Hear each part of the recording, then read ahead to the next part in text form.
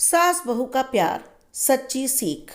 कुछ दिन पहले ही रीना का विवाह हुआ था और उसने अपने पति और ससुराल वालों के साथ एक जॉइंट फैमिली में रहना शुरू कर दिया था। कुछ दिनों के बाद उसे पता चला कि वह अपनी सास के साथ नहीं रह सकती। रीना की सास रूढ़िवादी थी, जबकि रीना आधुनिक जीवन शैली जीने वाली लड़की थी। जल्द ही उनके बीच झगड़े होने लगे। कई महीनों के बीत जाने के बाद भी दोनों में से कोई भी अपना व्यवहार बदल नहीं पाया। समय के साथ साथ रीना और ज़्यादा आक्रामक हो गई और उसे अपनी सास से नफरत होनी शुरू हो गई। वह सोचने लगी कि कैसे अपनी सास से छुटकारा पाया जाए। एक बार हमेशा की तरह जब उसने अपनी सास से झगड़ा किया और उसके पति ने अपनी माँ का पक्ष लिया, तब रीना गुस्सा हो गई और अपने मायके चली गई। रीना के भाई एक केमिस्ट थे। उसने अपने भाई को पूरी बात बताई। उसने अपने भाई से कहा कि उसे कुछ जहर दे ताकि वह अपनी सास के खाने में मिलाकर उससे छुटकारा पा सके, नहीं तो वह अपने पति के घर वापस नहीं जाएगी। रीना के भाई को यह सब जानकर काफ़ी दुख हुआ और उसने अपनी बहन से कहा, अगर तुम अपनी सास को जहर देती हो तो तुम और मैं दोनों जेल जाएंगे। ऐसा करना ठीक नहीं है।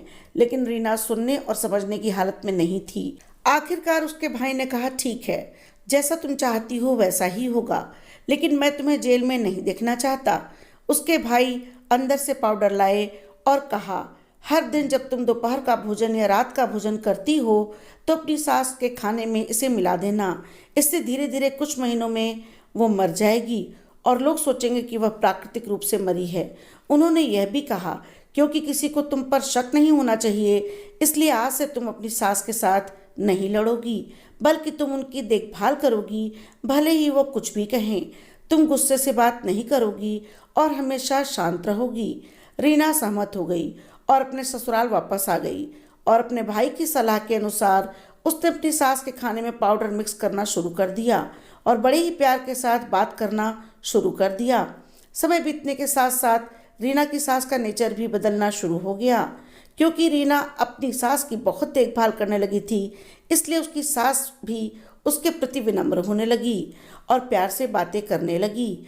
5 महीने बीत गए और रीना खाने में पाउडर मिक्स कर रही थी, लेकिन अब घर का वातावरण बदल गया। कोई झगड़े नहीं थे, दोनों एक दूसरे की तारीफ करते। अब ऐसा लगता था मानो दोनों का रिश्ता माँ और बेटी का रिश्ता हो।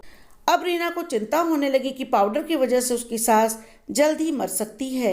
वह अपने भाई के घर पर गई और उसने कहा, भाई जी, कृपया मुझे उस जहरीले पाउडर के प्रभाव को ठीक करने के लिए इलाज बताएं। मैं अपनी सास को खोना नहीं चाहती। वह मेरी माँ की तरह हैं और मैं उससे अब बहुत प्यार करती हूँ। उसके भाई मुस्कुराया और कहा, कौन सा जहर? मैंने तुम्हें बस एक स्वीटनर दिया था। रीना हैरान थी और उसने अपने भाई से पूछा कि उन्होंने ऐसा क्यों किया। भाई ने कहा, बहन, अगर तुम किसी दूसरे इंसान से प्यार चाहते हो तो तुम्हें भी उसे प्यार देना होगा। रिश्ते एक गाड़ी की तरह होते हैं और हम उन पर लगे पहियों की तरह। जब तक सभी पहिए ठीक से आगे नहीं बढ़ेंगे तब तक गाड़ी ठीक से नहीं चल सकती।